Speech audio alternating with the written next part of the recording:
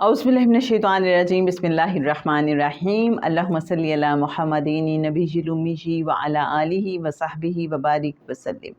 محترم خواتین و حضرات، السلام علیکم۔ مرشد کامل روحانی اسکالر جناب سید سرفراز احمد شاہ صاحب کی دل کی گہرائیوں سے نکلی روحانی گفتگو کے ساتھ آپ کی خدمت میں حاضر رخسانہ بشیر۔ سوال ایسا ہے کہ جس کا جواب شاید آپ سب ہی جاننا چاہیں گے، صدقہ و خیرات یا مدد کا بہترین انداز کیا ہے؟ شاہ صاحب فرماتے ہیں کہ مجھے تو صرف یہ دیکھنا ہے کہ آپ صلی اللہ علیہ وآلہ وسلم کے فرمان مبارک کا مفہوم ہے کہ جب تمہارے سامنے کوئی دستے سوال دراز کر دے تو پھر اسے خالی ہاتھ مت لوٹاؤ۔ میرا کام تو خوشی سے خدمت کرنا ہے۔ کوئی آپ سے صدقہ مانگنے نہ بھی آئے تب بھی آپ خوددار لوگوں کو تلاش کریں اور خود ارد گرد نظر دوڑائیں اور چپکے سے ضرورت مند کی مدد اس انداز میں کریں کہ اس نے یہ خدمت لے کر آپ پر احسان کیا ہے۔ جیسے کہ حضرت داتا گنج بخش رحمۃ اللہ علیہ کا قول ہے کہ فقیر پر لازم ہے کہ وہ دوسروں کی خدمت اس طرح کرے کہ خود خدمت لینے والا یہ سمجھے کہ میں نے اس سے خدمت کروا کر اس پر احسان کیا ہے۔ ریفرنس کے لیے بتاتی چلوں، کتاب ہے جی لوح فقیر اور پیج نمبر 77۔ تو جناب جیسے قرآن پاک میں بھی ہے کہ کچھ سفید پوش لوگ ایسے ہیں کہ جو بہت ضرورت مند ہوتے ہیں لیکن وہ اپنی ضرورت بیان نہیں کر سکتے، اور یہ ہے کہ انہیں چہروں سے پہچانا جا سکتا ہے۔ بہت بہتر ہے کہ ہم ایسے لوگوں کی پوشیدہ رہ کے مدد کریں کہ جو اپنی ضرورت بتا نہیں سکتے، جو دستے سوال دراز نہیں کرتے، جنہوں نے اپنے بھرم بنا کے رکھے ہوئے ہیں، اور ہو سکتا ہے کہ ان کے گھروں میں کئی روز تک چولہا نہ جلتا ہو، خاموشی سے کسی نہ کسی طریقے سے ان کی مدد کر دی جائے۔ خوبصورت طریقہ یہ ہو سکتا ہے۔ اور پھر شاہ صاحب نے جیسے کہ بتایا کہ اس طرح سے خدمت کی جائے کہ دوسرے بندے کو لگے کہ بھائی اس سے تو میں نے یہ ہیلپ لے کے، یہ خدمت لے کے تو میں نے اسی پہ احسان کیا ہے۔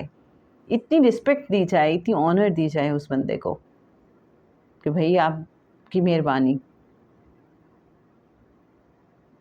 اور اس کے لیے اپنے آپ کو بھی سمجھانا بہت ضروری ہے کہ میرے پاس جو کچھ بھی ہے یہ میرا نہیں ہے، سب اللہ کا ہے، میں بھی اللہ کا، میرے پاس جو کچھ وسائل ہیں وہ بھی اللہ کے، جو مجھے توفیق ملی وہ بھی اللہ کی، تو میرا اپنا تو کچھ ہے ہی نہیں۔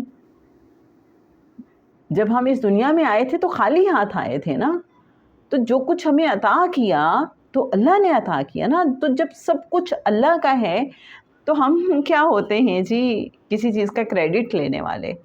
ہم کون ہوتے ہیں کسی چیز کا کریڈٹ لینے والے یا اپنی ایگو کو سیٹسفائی کرنے والے کہ واہ جی واہ میں نے تو بڑا کمال کر دیا آج؟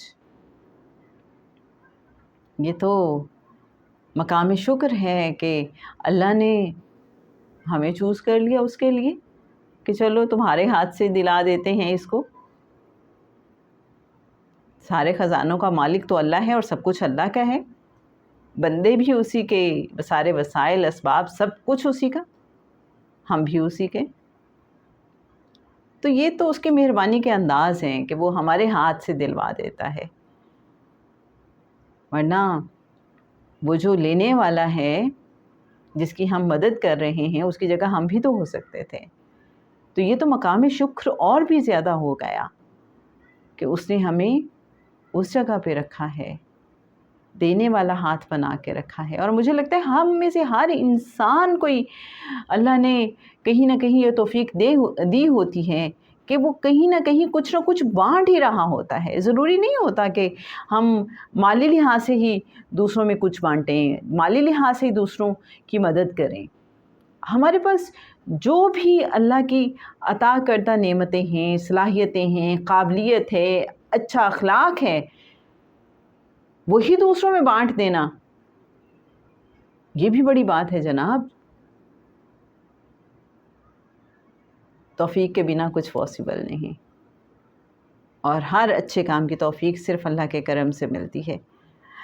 تو جناب آج کے لیے بس اتنا ہی، انشاءاللہ کل ایک اور سوال اور جواب کے ساتھ آپ کی خدمت میں حاضر ہوں گی۔ رخسانہ بشیر کو اجازت دیجیے، اللہ حافظ۔